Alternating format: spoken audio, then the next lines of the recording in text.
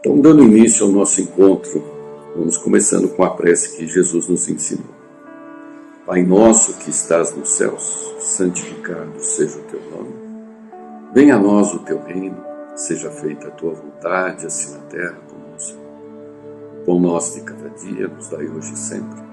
Perdoa, Senhor, as nossas dívidas, assim como perdoarmos aos nossos devedores. Não nos deixeis cair em novas tentações, mas livra-nos do mal que existe dentro de nós mesmos. Porque é teu reino, o poder, a glória, a justiça, a esperança e o amor para todo sempre. Que assim seja. Então, do capítulo 6, o Cristo Consolador. João 14, 15 a 17 e 26. Se me amais, guardai os meus mandamentos, e eu rogarei ao Pai, e Ele vos dará outro Consolador, para que fique eternamente convosco, o Espírito da verdade, a quem o mundo não pode receber, porque não o vê nem o conhece. Mas vós o conhecereis, porque Ele ficará convosco e estará em vós. Mas o Consolador, que é o Espírito Santo, a quem o Pai enviará em meu nome, vos ensinará todas as coisas, e vos fará lembrar de tudo o que vos tenho dito. E aí vem os comentários de Kardec, né? Jesus promete outro Consolador, é o Espírito da Verdade, que o mundo ainda não conhece, pois que não está suficientemente maduro para compreendê-lo, e que o Pai enviará para ensinar todas as coisas e para fazer lembrar o que Cristo disse. Se, pois, o Espírito da Verdade deve vir mais tarde, ensinar todas as coisas, é que o Cristo não pôde dizer tudo. Se ele vem fazer lembrar o que o Cristo disse, é que o seu ensino foi esquecido ou mal compreendido. O Espiritismo vem, no tempo assinalado, cumprir a promessa do Cristo. O Espírito da Verdade preside ao seu estabelecimento. Ele chama os homens à observância da lei, ensina todas as coisas, fazendo compreender o que o Cristo só disse em parábolas. O Cristo disse que ouçam os que têm ouvidos para ouvir. O Espiritismo vem abrir os olhos e os ouvidos, porque ele fala sem figuras e alegorias. Levanta o véu propositalmente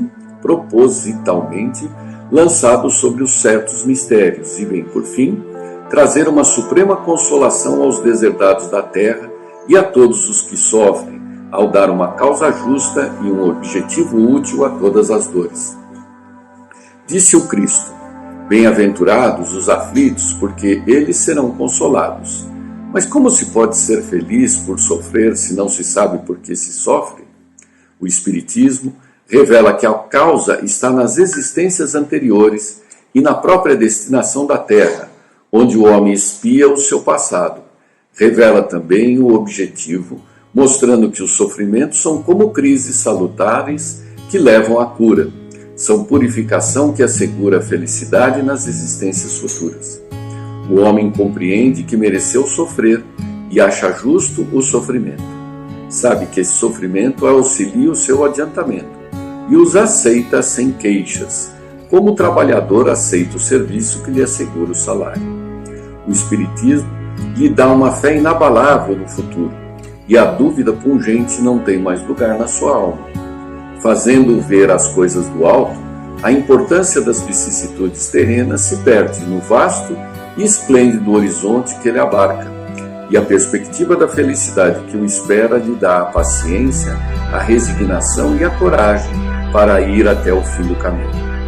Assim, realiza o Espiritismo que Jesus disse do Consolador prometido: conhecimento das coisas que faz o homem saber de onde vem, para onde vai e por que está na terra, lembranças dos verdadeiros princípios da lei de Deus e consolação pela fé e pela esperança.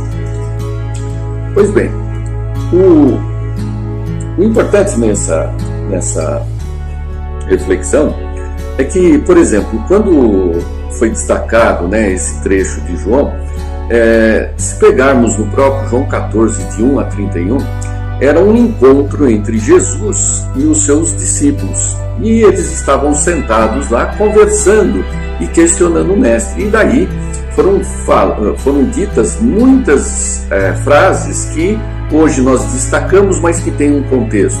Eu vou ler aqui algumas dessas frases, então começa com João 1 e vai até 31. Não se turbe o vosso coração, crede em Deus, crede também em mim. Aí, João 2, na casa de meu pai há muitas moradas, se não fosse assim, eu vou-lhe teria dito, vou preparar-vos o lugar.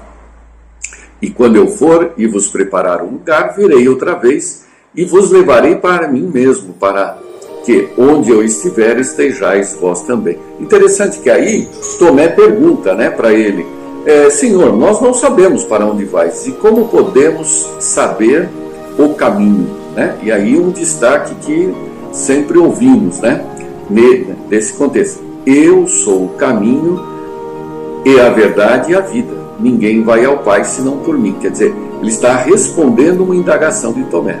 Né?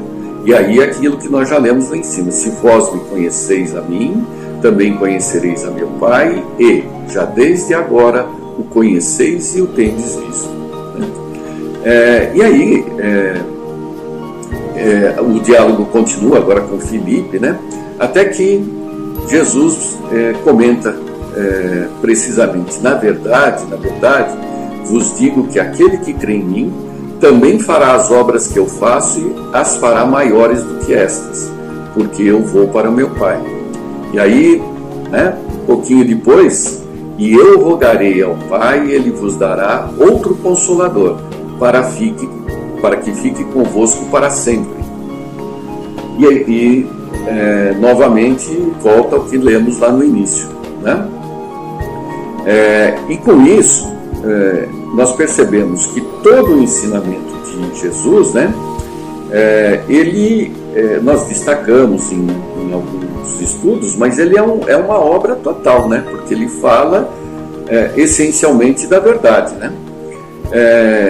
Interessante que ele justifica até no final, em João 30, né, 14 e 30, em que ele coloca numa frase, na penúltima frase, exatamente assim: já não falarei muito convosco, porque se aproxima o príncipe do mundo, e nada tem em mim. O príncipe do mundo aqui é a alegoria que nós temos em relação ao materialismo, né, à existência dos interesses pessoais próprios, né, e que não tem nada a ver com Jesus.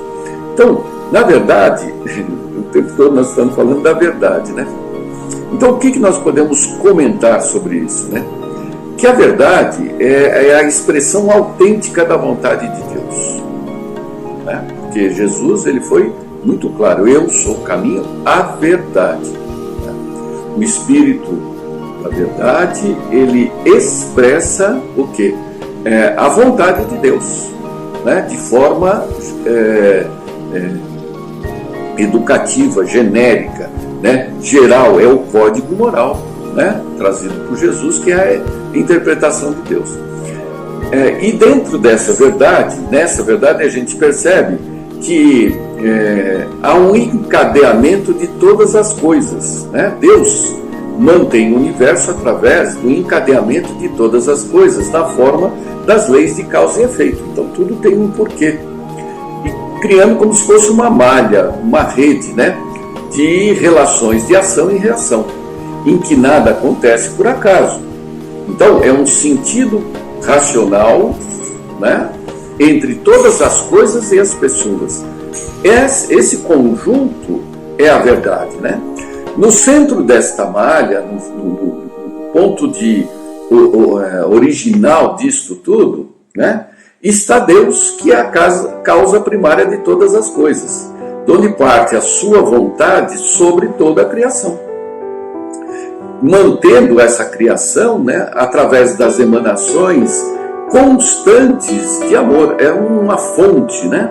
Então é como se Deus, a causa primária, ama, né?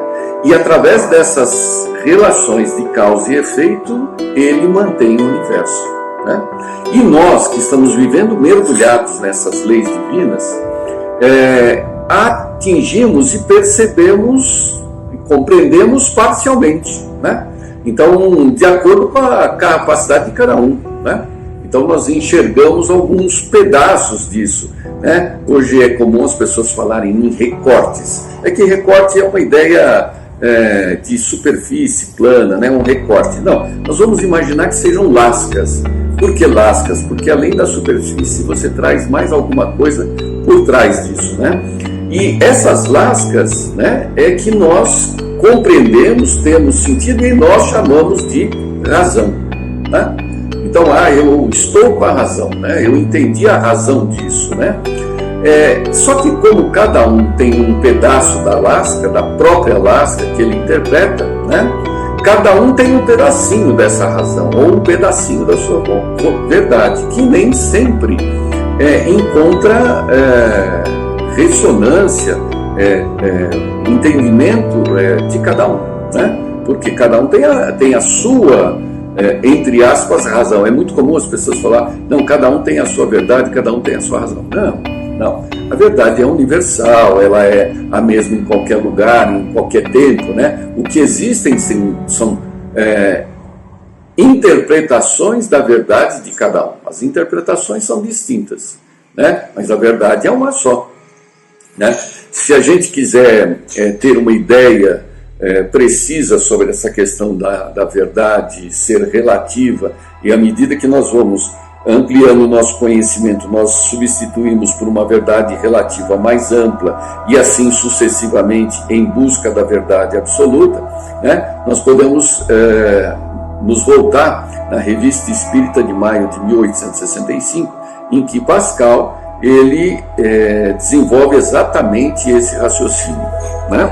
De busca da verdade constante, de conhecer tudo isso, toda essa emanação divina, né? Agora, na prática, o que nos cabe compreender precisamente, né? Isso que nós compreendemos precisamente, que nós chamamos de razão, né? Quando nós compreendemos, nós chamamos de razão. Ou quando não compreendemos, mas mesmo assim acolhemos, né? Nós exercitamos a fé, né? O que nos importa é praticar a verdade. E como é que pratica? O que significa praticar a verdade, né? Significa que devemos alijar de nós quaisquer possibilidades de agirmos deliberadamente fora da verdade, como mentindo, fazendo as coisas com segundas intenções, se escondendo as verdades, assumirmos condições com reservas mentais, como criança a gente fazia figuinha, né? Prometia fazer a figuinha, quer dizer, isso é uma reserva mental. Eu não estou falando a verdade, eu tenho algum interesse, né?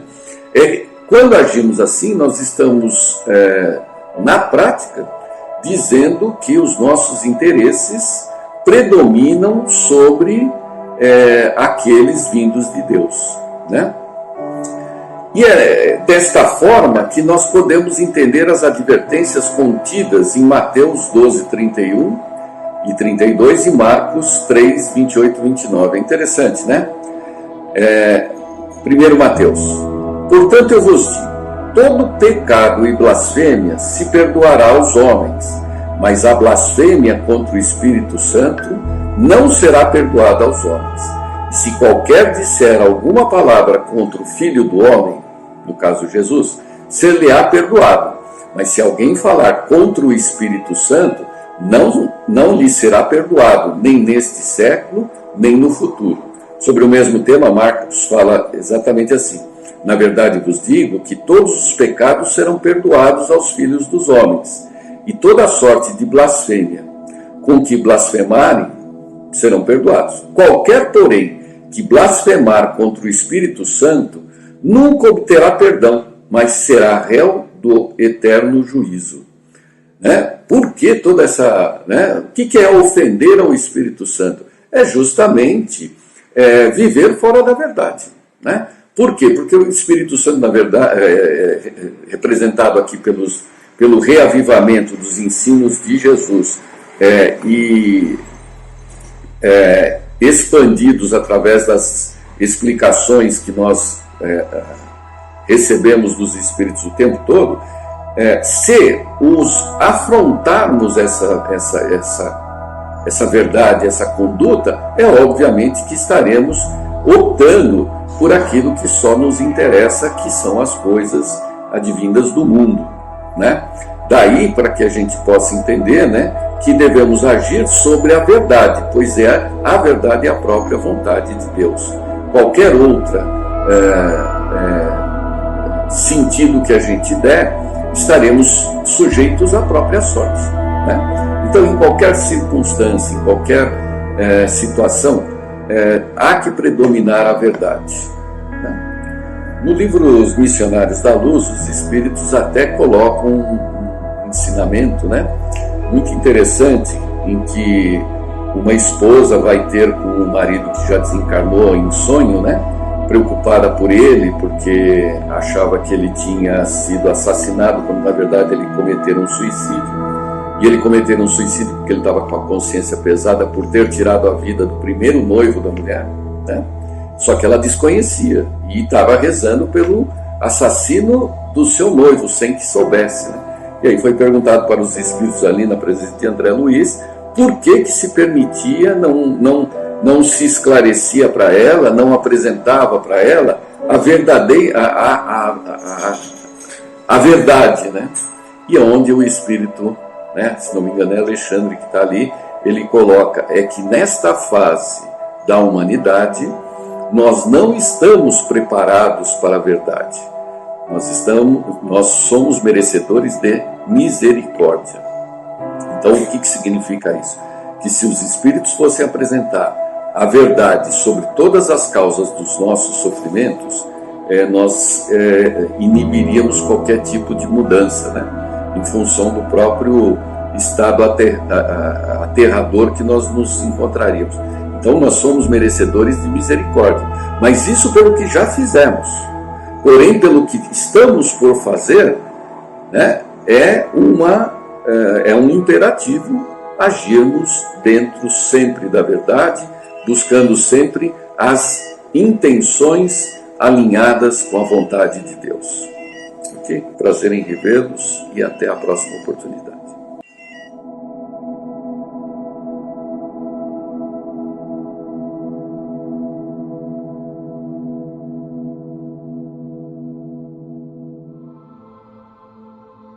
Uma ótima noite a todos, que Deus em sua infinita bondade nos fortaleça, nos abençoe e nos ampare. Nós trouxemos hoje do livro Seara dos Médiuns, que é um livro psicografado pelo Chico Xavier através do Espírito de Emmanuel, Mensagens de Emmanuel, que ele fala sobre os obsessores no capítulo 23. Ele nos diz, obsessor em sinonímia, em sinônimo correto, quer dizer aquele que importuna. E aquele que importuna é quase sempre alguém que nos participou a convivência profunda no caminho do erro, a voltar-se contra nós, quando estejamos procurando a retificação, né, o ajuste necessário. No procedimento de semelhante criatura, a antipatia com que nos segue é semelhante ao vinho do aplauso convertido no vinagre da crítica.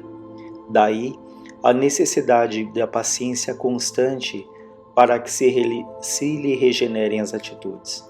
Então ele inicia falando que o sinônimo de obsessor é aquele que importuna, mas esse que nos importuna, esse que traz em relação a nós grandes dificuldades ou nós em relação a eles, de maneira geral são espíritos que convivemos muito, muito próximos, né? Tivemos uma convivência profunda no caminho do erro, ora podemos ter errado em alguma encarnação, em outra eles, enfim.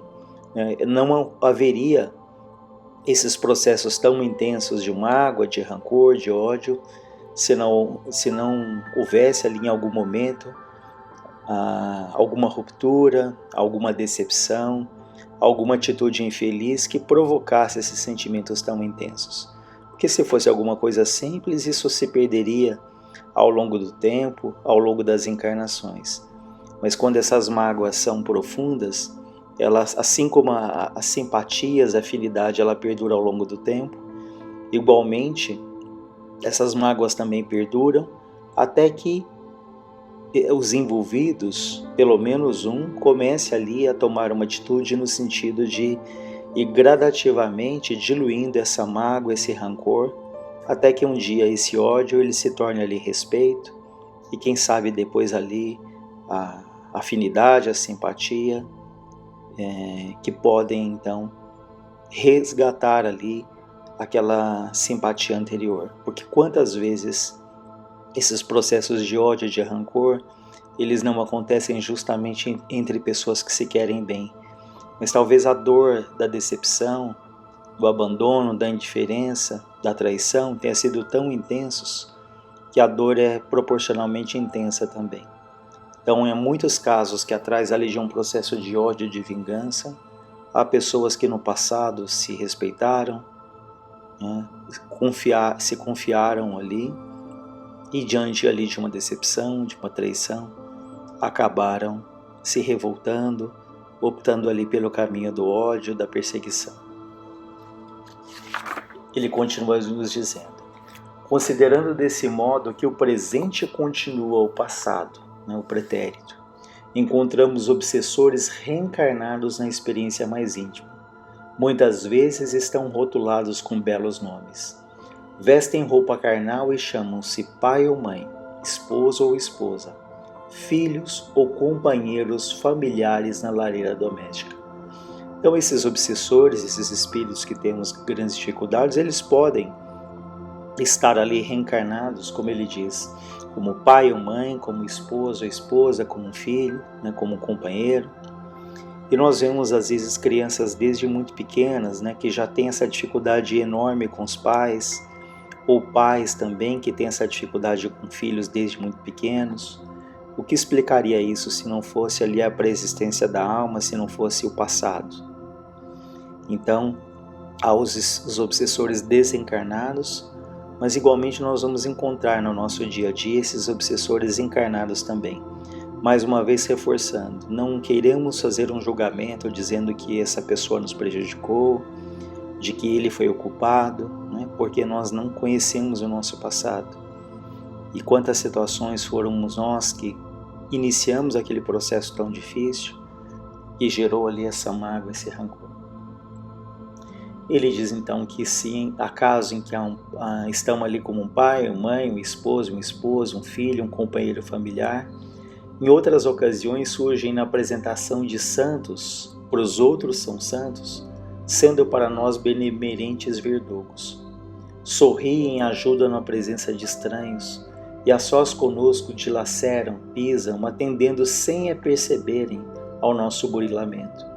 Então aqueles que para os outros eles são muito queridos, eles são, como diz aqui, são como santos, mas se há uma dificuldade conosco, eles vão ali, como diz, serem verdugos.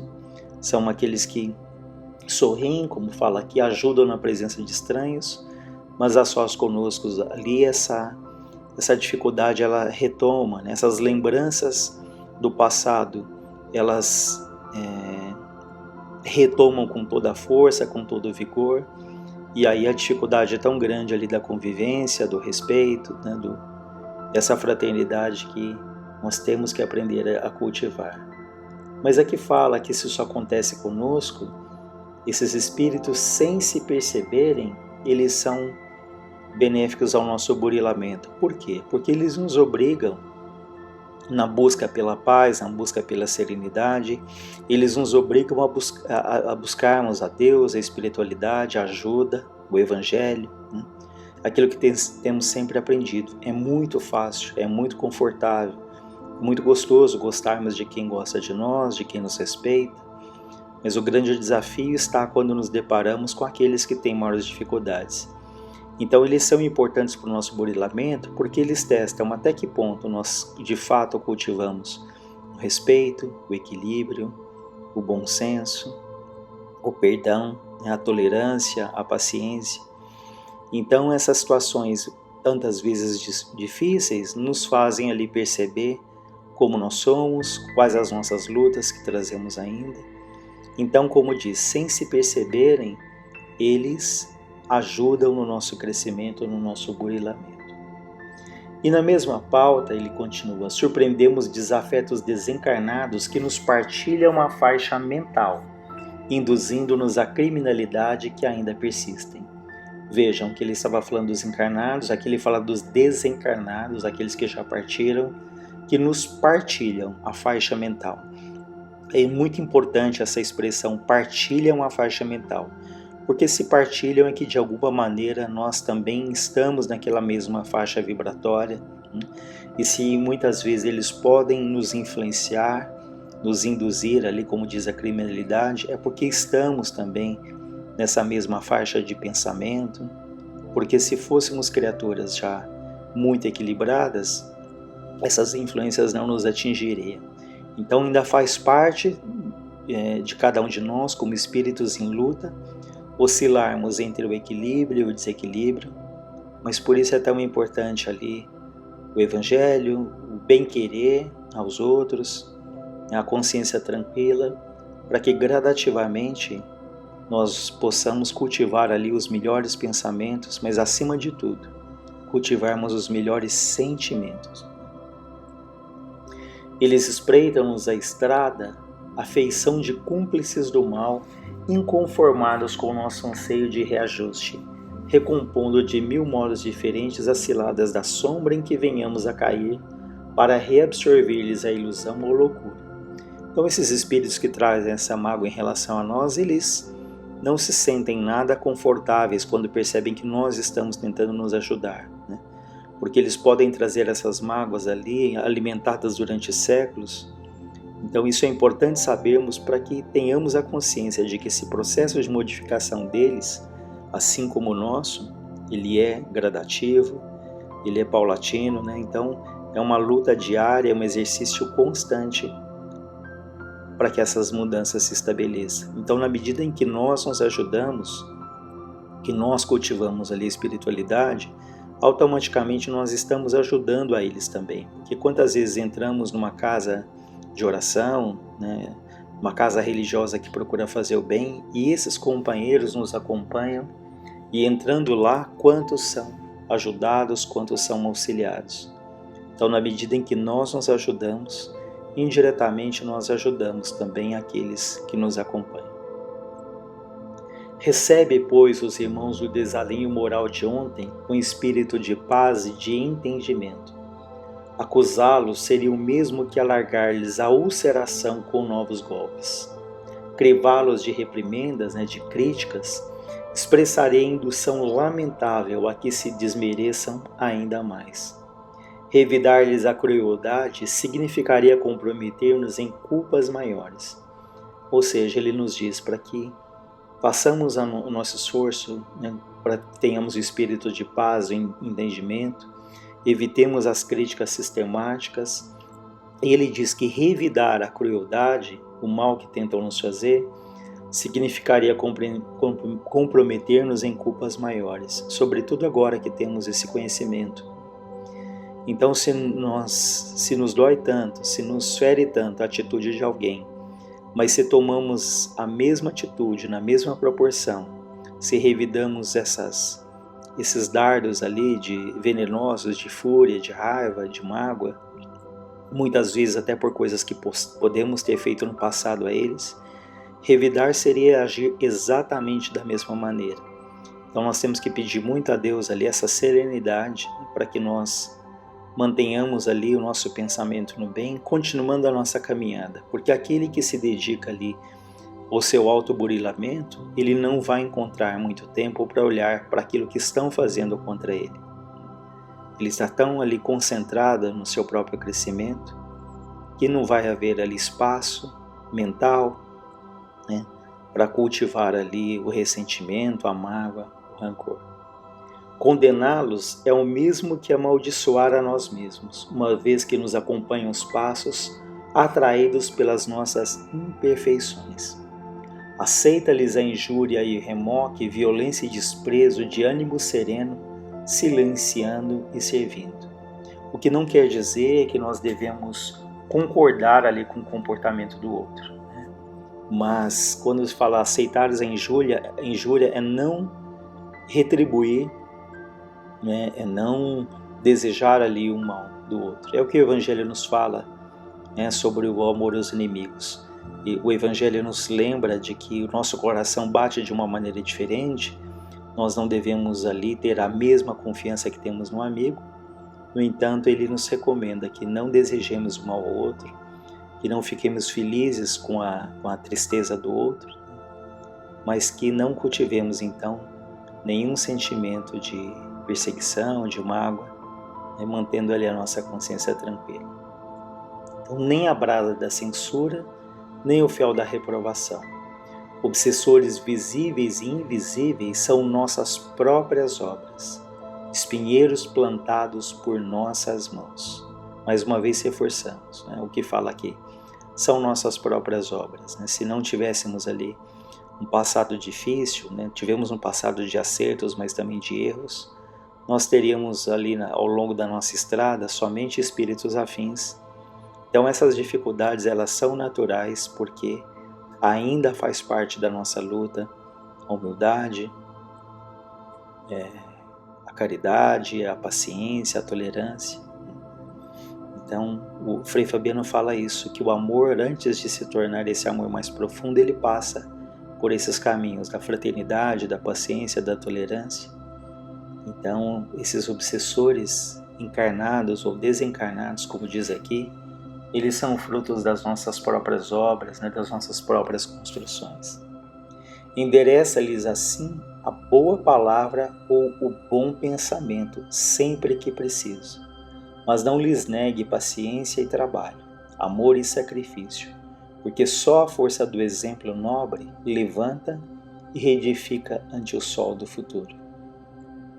Então fica aí esse aprendizado, esse texto bastante importante de Emmanuel sobre os obsessores, sejam encarnados, sejam desencarnados.